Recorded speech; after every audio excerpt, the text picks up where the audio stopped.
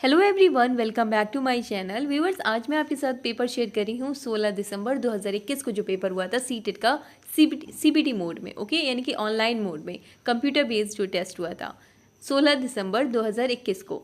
ये पेपर 1 की language 2 share कर रही हूँ।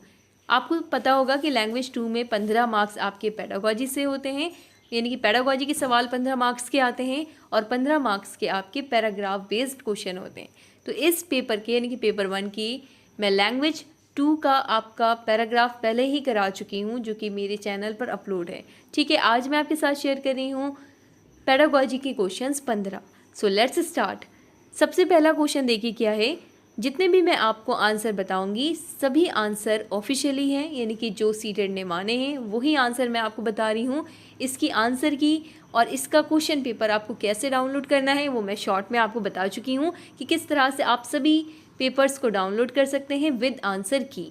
ओके, तो देखिए, ज़बान का उस्ताद, यहाँ पे क्वेश्चन क्या है कि ज़बान का उस्ताद यानी कि लैंग्वेज का टीचर आमतौर पर अपनी क्लास कुछ हालात, सवालात और तजुर्बात वगैरह बयान करके शुरू करता है, उसे डैश कहा जाता है।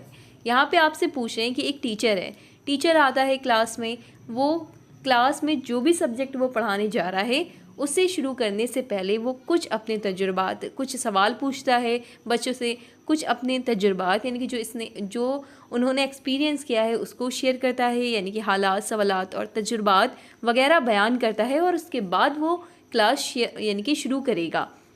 तो ये जो उसने यानी कि अपने तजुर्बात और सवालात पूछे हैं, तो ये क्या कहलाएगा। पहला ऑप्शन देखिए क्या है, माँ कब्ल पढ़ाई का काम।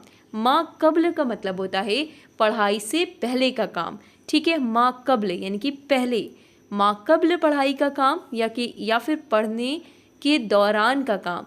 ठीक है, पढ़ने के दौरान का काम, या फिर है जारी काम, या फिर है माँ बाद पढ़ाई का काम। देखिए, ये पढ़ाई के बाद का काम नहीं है, तो आप ऑप्शन 4 कट कर दीजिए क्योंकि अभी टीचर ने पढ़ाना शुरू ही नहीं करा है।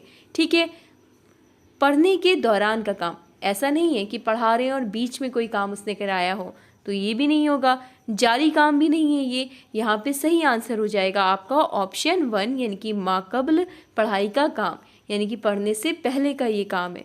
तो आंसर यहाँ पे करेक्ट हो जाएगा ऑप्शन 1। अगला क्वेश्चन है, प्राइमरी सतह पर पढ़ने की सलाहियत की जांच के लिए दर्ज झेल में से कौन सबसे ज़्यादा मुनासिब है। ठीक है, प्राइमरी सतह पर यानी कि प्राथमिक की बात हो रही है कि इस सतह पर आप किसी की सलाहियत की जांच आपको करना है, किसी स्टूडेंट की सलाहियत की जांच करना है, पढ़ने की सलाहियत की जांच करना है प्राइमरी सतह पर, तो सबसे मुनासिब यहाँ पे कौन सा होगा। पहला क्या है, हरूफ तहजी को निशान जद करना।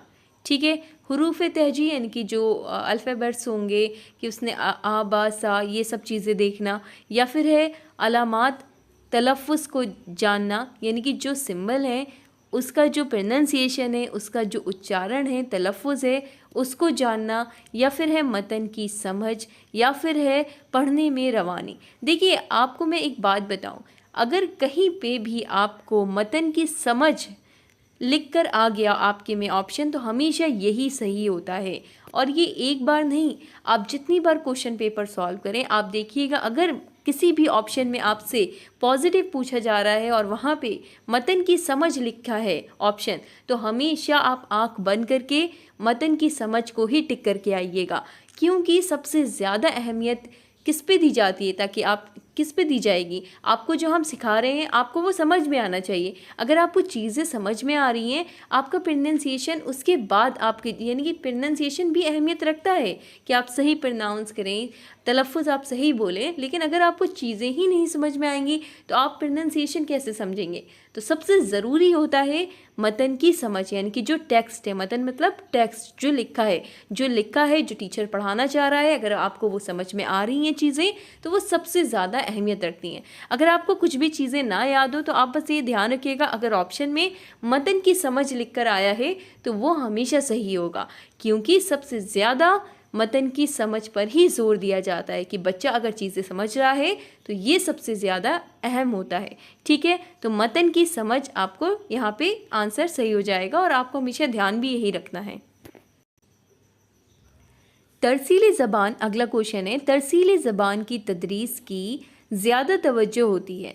देखिए, अगर आपको वन बाय वर्ड आपको चीज़ें नहीं पता है तो आप मेरे प्रीवियस ईयर के क्वेश्चन जो मैंने कराए हैं, प्रीवियस ईयर क्वेश्चन पेपर जो सॉल्व कराए हैं वो सभी अपलोड हैं, आप उसे देखिए। उसमें मैंने बहुत डिटेल से आपको बताया है। ऐसा नहीं है कि मैं अब कुछ और पढ़ाऊँगी, पहले मैंने कुछ और पढ़ाया था, जो मैंने आपको पहले पढ़ाया है वही मैं अब आपको पढ़ाऊँगी। हाँ, कुछ चीज़ें अपडेट हुई हैं, कुछ क्वेश्चन पेपर्स मैंने नहीं कराए हैं, तो वो मैं आपको इन क्लासेस में दे रही हूँ। लेकिन सारा कंटेंट आपको मेरे चैनल पे ऑलरेडी मिल जाएगा। अगर आप उसको पढ़ते हैं तो वही चीज़ अब भी आती है सीटेट में जो पहले आता था, कुछ बदला नहीं है। अगर सीबीटी मोड हुआ है तो इसका मतलब ये नहीं है कि आपका पूरा सिलेबस ही चेंज हो गया है। आप पहले पेपर जो मैंने कराए हैं उसको सॉल्व करेंगे तो वही चीज़ें आपको अब भी मिलेंगी। जो सीबीटी मोड में पेपर हुआ है उसमें भी यही चीज़ें पूछी गई हैं, ठीक है।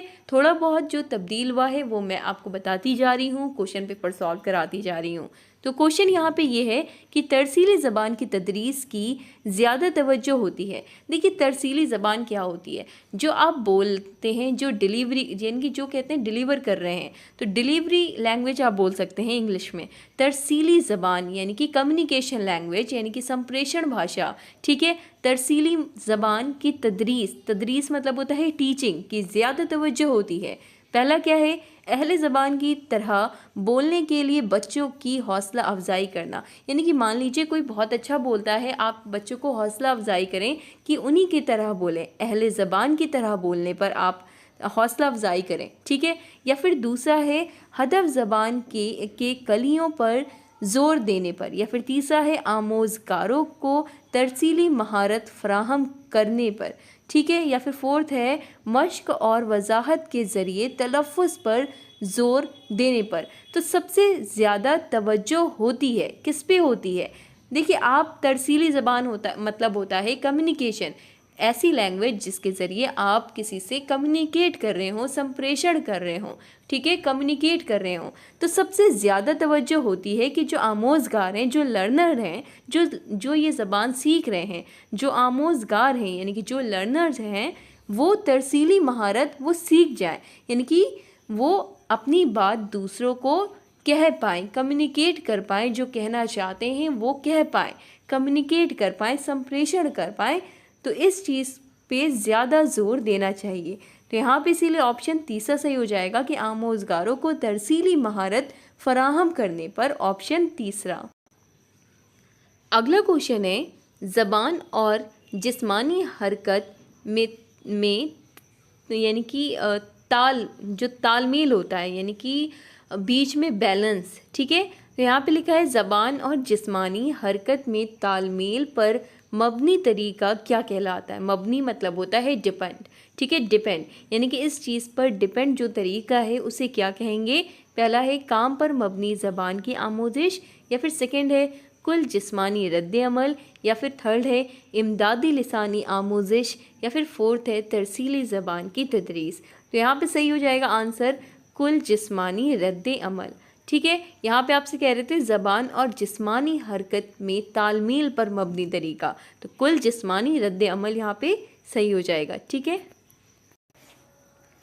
अगला क्वेश्चन है, बुनियादी ख्वानदगी और बुनियादी नंबर शुमारी की बुनियाद शराइत क्या है?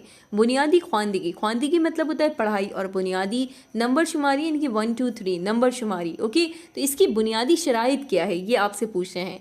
आपने पढ़ा होगा LSRW, ठीक है। LSRW मतलब होता है लिसनिंग, स्पीकिंग, रीडिंग और राइटिंग। सबसे पहले बच्चा सुनता है, फिर वो बोलता है, फिर वो पढ़ता है और फिर लास्ट में वो लिखता है। तो यहाँ पे आपसे कह रहे हैं बुनियादी ख्वानदगी मतलब होता है पढ़ना, और बुनियादी नंबर शुमारी। तो पहला देखिए क्या है, सुनना, बोलना और रियाजी। दूसरा क्या है, पढ़ना, लिखना और एदाद का बुनियादी इल्म। एदाद यानी कि अदद से 1 2 3 अदद होता है, अदद से ही एदाद बना है, ठीक है। लिखना, पढ़ना और माहौलियात, ठीक है, माहौलियात यानी कि इन्वायरमेंट। फोर्थ है पढ़ना, लिखना और एदाद यानी कि एदाद से खेलना, एदाद से खेलना यहाँ पे लिखा है, ठीक है। तो यहाँ पे सही आंसर क्या होगा? यहाँ पे ख्वांदगी मतलब होता है पढ़ना। तो पहले क्या करेंगे, पहले बुनियादी ख्वांदगी लिखा है इसलिए सबसे पहले पढ़ेंगे। तो पढ़ने के लिए आपने देखा ऑप्शन सेकंड में दिया हुआ है, ऑप्शन 4 में दिया है पढ़ना। यहाँ पे सुनना बोलना नहीं होगा क्योंकि यहाँ पे ख्वांदगी आपसे कह रहे हैं, इसलिए आप पढ़ने वाले ऑप्शन पे जाइए। ख्वांदगी मतलब होता है पढ़ना, तो सबसे पहले पढ़ेंगे, ठीक है। फिर आएगा लिखना, बिल्कुल सही दोनों में लिखा है।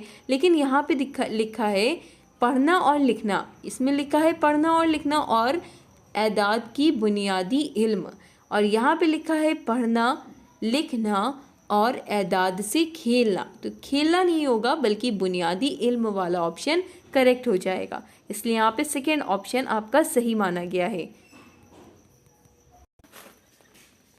अगला क्वेश्चन है कवायद सिखाने में तुलबा की मदद के लिए, कवायद सिखाने में तुलबा की मदद के लिए यानी कि ग्रामर सिखाने में स्टूडेंट की मदद के लिए जो हम अमली कामों का डिज़ाइन तैयार करते हैं उसके हवाले से, यानी कि इसके हवाले से दर्ज झेल में से, यानी कि इनमें से कौन सबसे मौजू है, यानी कि सबसे सही है।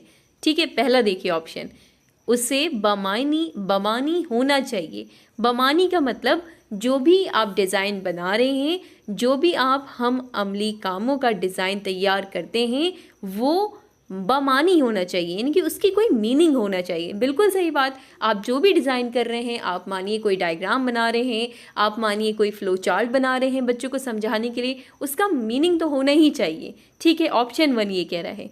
ऑप्शन सेकंड कह रहा है कि उसे बहुत मालूमाती होना चाहिए। देखिए ऐसा नहीं है कि कोई चीज़ बहुत ज़्यादा ही मालूमाती होना चाहिए वरना वो काम की नहीं है, तो ये बात नहीं होती है। ठीक है, ऑप्शन तीसरा क्या है, उसे उस्ताद के नुक्ताए नज़र से बमकसद होना चाहिए। यहाँ पे कह रहे हैं कि उस्ताद के नुक्ताए नज़र से, ऐसा नहीं है कि अगर टीचर के नुक्ताए नज़र से वो चीज़ बमकसद है तो ठीक है, अगर ऐसा नहीं होता है, बल्कि आपने पढ़ा है बाल केंद्रित शिक्षा पर जोर दिया जाता है, यानी कि बच्चों की नुक्ताए नज़र की अगर यहाँ पे बात की जाती तो ये ऑप्शन सही हो सकता था, लेकिन यहाँ पे उस्ताद के नुक्ताए नज़र लिखा है इसलिए ये ऑप्शन नहीं सही होगा। ऑप्शन 4 क्या है कि उसका कोई समाजी अमल नहीं होना चाहिए। ऐसा नहीं है कि उसका कोई भी लेना देना ही नहीं हो समाज से, तो ये भी ऑप्शन गलत है, इसलिए यहाँ पे सही ऑप्शन हो जाएगा आपका ऑप्शन 1 कि उसे बमानी होना चाहिए। ठीक है, बमानी होना चाहिए यानी कि मतलबदार होना चाहिए। ऑप्शन यहाँ पे